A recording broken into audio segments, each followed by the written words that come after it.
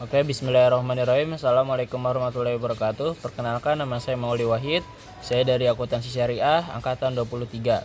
Kali ini saya akan menjelaskan mikroekonomi, isu-isu penting ekonomi mikro 2020 sampai 2023 dan analisis mikroekonomi. Berdasarkan penelusuran sumber-sumber terkemuka, jurnal akademik, lembaga ekonomi berita, berikut beberapa isu ekonomi mikro krusial yang muncul antara 2020 sampai 2023. Yang pertama, ada gangguan rantai pasokan global. Dampaknya pandemi COVID-19, perang di Ukraina, dan disrupsi geopolitik lainnya menyebabkan terhambatnya rantai pasokan global, memicu kelangkaan bahan baku, kenaikan harga barang, dan inflasi.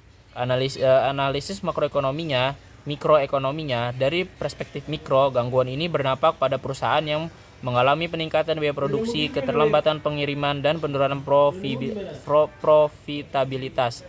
Konsumen pun menanggung harga yang lebih sedikit dan pilihan produk yang lebih sedikit. Rekomendasinya, diverifikasi pemasok, peningkatan ketahanan rantai pasokan lokal, dan investasi dalam teknologi, otomasi, dan logistik canggih dapat membantu memitigasi dampak negatif. 2. Ketidaksetaraan pendapat dan kekayaan. Dampaknya, kesengajaan antara kaya dan miskin terus melebar, menimbulkan ketegangan sosial dan menghambat pertumbuhan ekonomi inklusif. Analisis mikroekonominya, faktor-faktor seperti otomatisasi, globalisasi, dan kebijakan pajak yang tidak progresif berkontribusi terhadap ketimpangan pasar tenaga kerja yang tidak fleksibel dan akses pendidikan yang tidak merata, memperparah kesenjangan. Rekomendasinya, kebijakan redistribusi progresif seperti pajak penghasilan yang lebih tinggi untuk orang kaya dan perluasan program jaring pengaman sosial dapat membantu mengurangi ketimpangan, meningkatkan investasi dan dalam pendidikan dan pelatihan kerja, juga dapat meningkatkan mobilitas ekonomi. Yang ketiga, ada dominasi platform digital.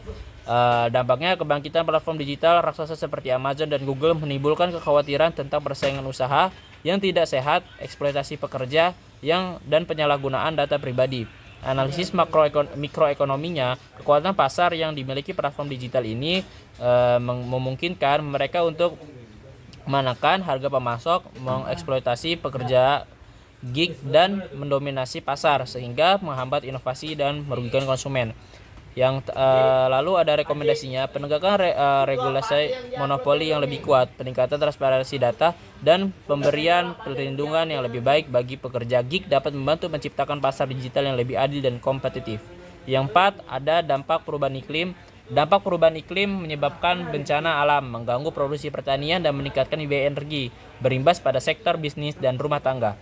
Analisis mikroekonominya, perusahaan harus beradaptasi dengan regulasi lingkungan baru, berinvestasi dalam teknologi ramah lingkungan, dan menanggung biaya terkait perubahan iklim. Konsumen mungkin menghadapi harga yang lebih tinggi untuk produk dan layanan yang terkait dengan emisi karbon.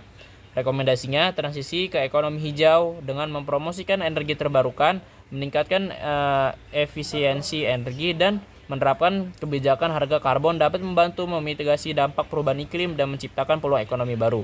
Kesimpulannya, isu-isu ekonomi mikro ini saling terkait dan kompleks, membutuhkan solusi multidimensi yang mempertimbangkan perspektif pelaku ekonomi, pemerintah, dan masyarakat sipil. Analisis mikroekonomi